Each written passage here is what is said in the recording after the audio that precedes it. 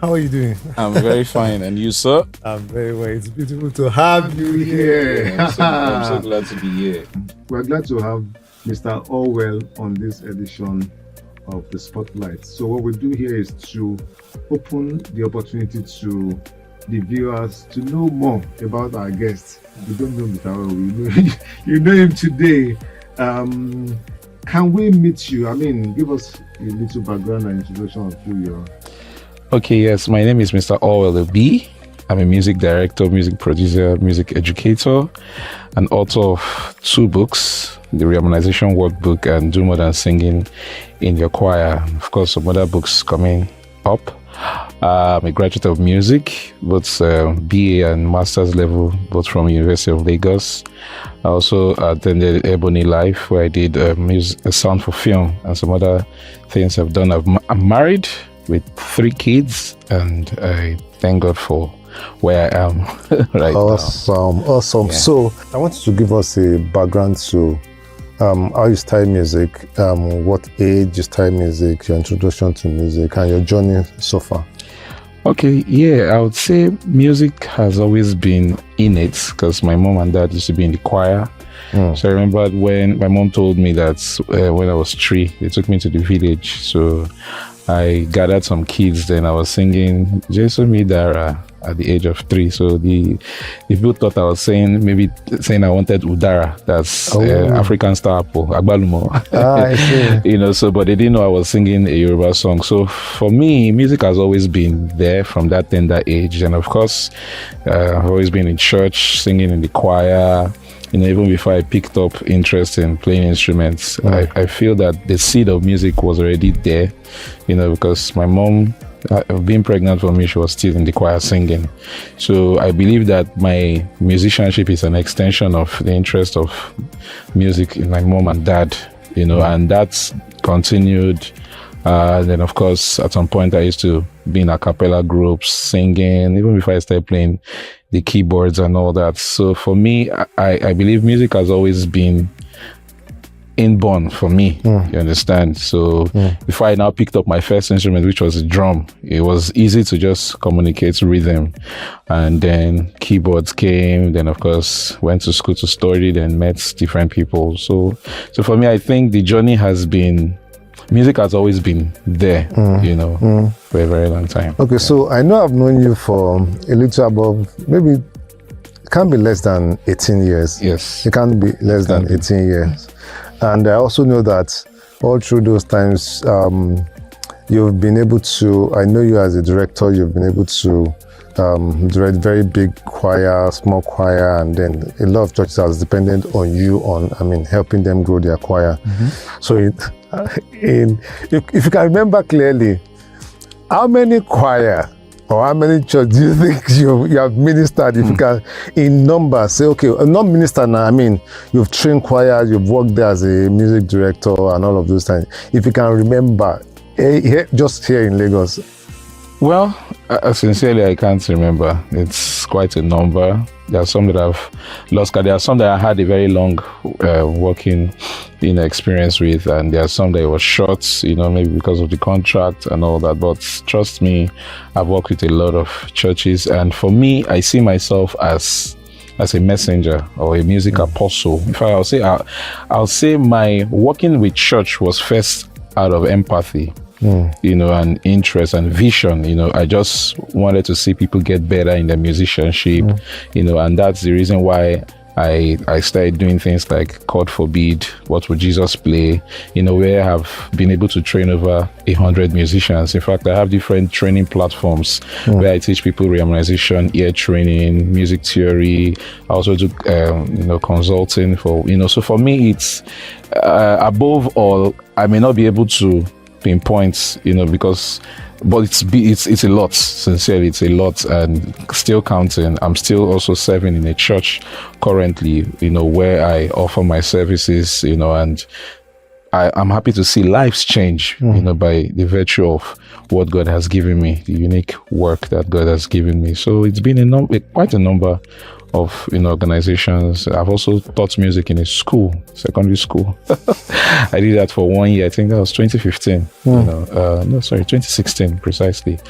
So for me, it's been, the passion has made me do things with a lot of both individuals and organizations. What were the major challenges you've encountered, either in training people or working with church, or generally, choosing this path? What were the challenges you've encountered?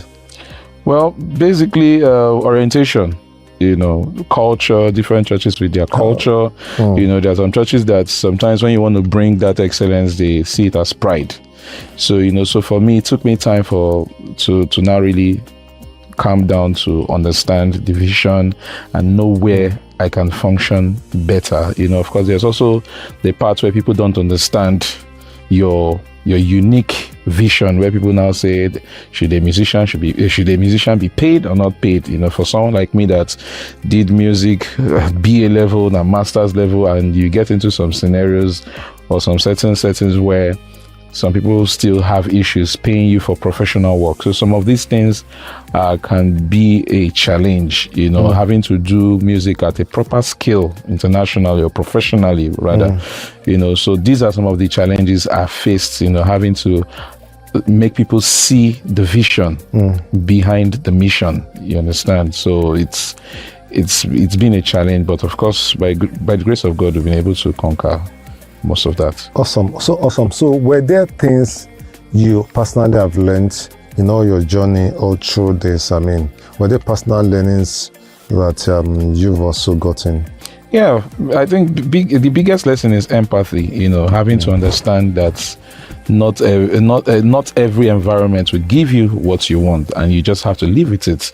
There's a place for patience. I believe that time defines and refines things.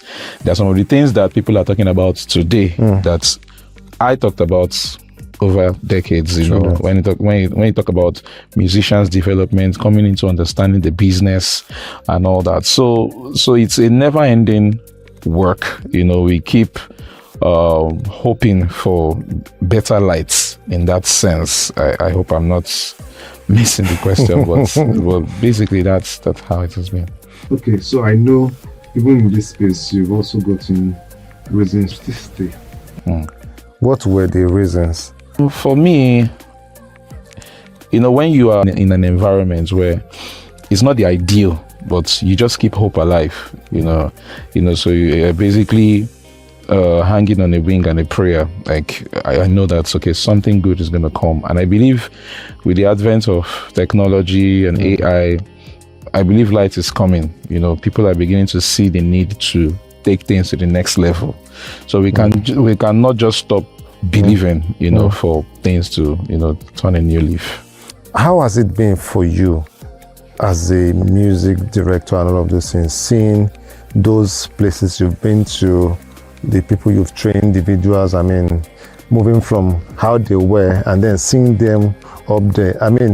How has it been for you? Yeah, for me, I feel elated, I feel fulfilled, and I feel like, okay, this is what I've expected. This is something I'm hoping that you guys come into.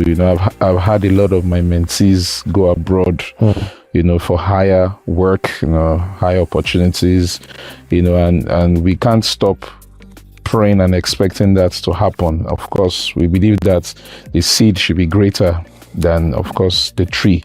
We expect that people will come into lights and places and experiences that we've never been. So for me, it gives me satisfaction, and of course I'm able to use their success as a benchmark for other mentees, that okay, this person used to be like this, and with continuous and consistent work, look at what life has happened. We will not forget the place of time and chance.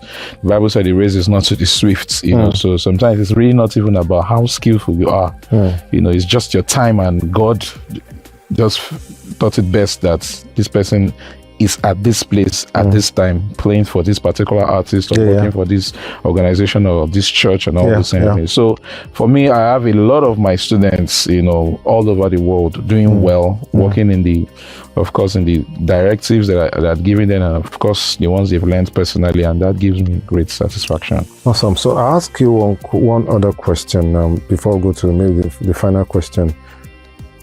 There was a difference between when you were not married and when you're married. How has marriage affected your journey? How have you been able to manage or navigate? Yeah, so marriage is a never-ending commitment. It's a covenant, so it's not a bubble gum that you just chew and, and spit out when it gets tasteless. It's a commitment, So thankfully for the kind of person I got married to, she understood my vision. She met me when I was a musician, and of course I'm still a musician. So she understands. She met you. Yes. Oh, well, she met you. Oh, we met. I met her. Or she was one of those, you were just, okay, I don't want to go to how you met her. But of course, we all experienced music together, and she understood the vision that, of course, this is where this man is going to.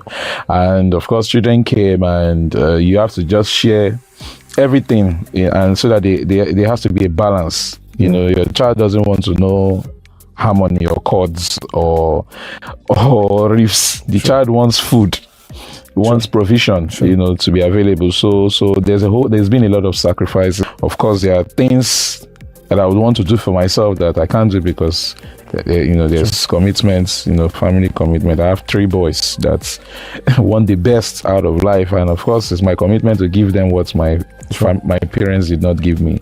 So that comes with a lot of sacrifice daily, and of course looking at the economy of Nigeria right now, the way things are, we just keep pressing and hoping for a better day daily. So it's been challenging, but of course I'm very awesome. So I'll ask you the last question. The last question would be, I know you, to a very large extent, in this field, I can say that you are successful. And I also know thousands of people, musicians, instrumentalists, singers, and all of these people that have seen you as a success.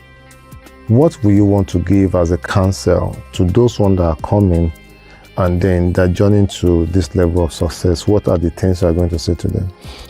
Okay, so basically, seasons change, times change. The Bible said the children of Issachar had understanding of the times, and that informed their operations. So what I tell people is, know the times that we are in and apply wisdom that sustains you for not just this time, for the time that will come, because whatever we are facing now is transient.